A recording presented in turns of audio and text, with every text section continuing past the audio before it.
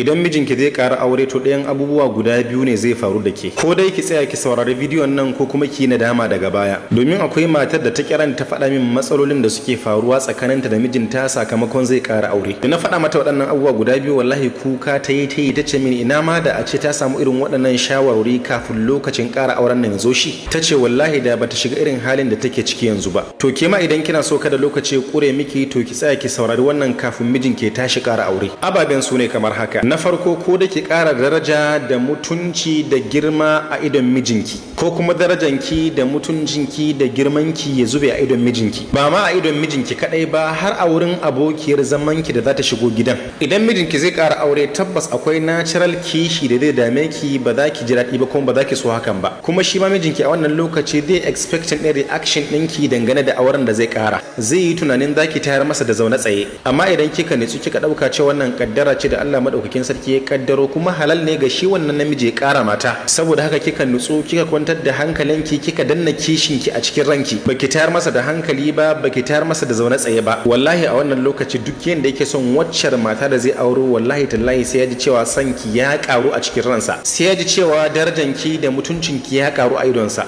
Kuma babu yadda za a iya ba wannan mata da za ta shigo kofar da za ta rena ki. Sakamakon wannan kwantar da hankali da kika yi zai nuna mata girmanki da darajanki a idonsa, kuma ba zai taba daidaita ta da ke ba a matsayinki da uwar 'ya'yansa. Dole dai kina da wata falala a kanta. Na biyun kuma shine abun tsoro, Allah ya kiyaye ki da aikata wannan. Shine ki kasa danna kishin ki kasa hakuri ki ta daga masa hankali kina tayar masa da hankali. Kishin yau daban na gobe daban. Ki ta cewa ke ma karan kanki bai wadace ki ba, bai isar da ke ba wajen bangaren abinci da sauran abubuwa da tufafi, ki ta tayar masa da hankali akan wannan. Ki ta kirkiro abubuwan da ba wajibi ba ki ce wai dole sai ya miki tunda har yana da kuɗin da zai ƙara aure. To wallahi idan kika yi wannan daga nan ki rusa mutuncinki da darajanki a idonsa. Dan tausaya miki da yake da daga miki kafa da yake yanzu ya dawo ya daina miki wannan. Dan lallashinki da ya kamata a ce yake a wannan lokaci wallahi ba zai na yi ba. Dan shayinki da zai ke yi ma zai daina shayinki, domin duk matan da mijinta zai ƙara aure sai zamanto ta rike mutuncinta ba ta tayar masa da hankali to zai ke shayinta akan wasu ababe da yawa, amma daga zaran kuma ta bayyana kanta ga yadda take to zai daina shayinta.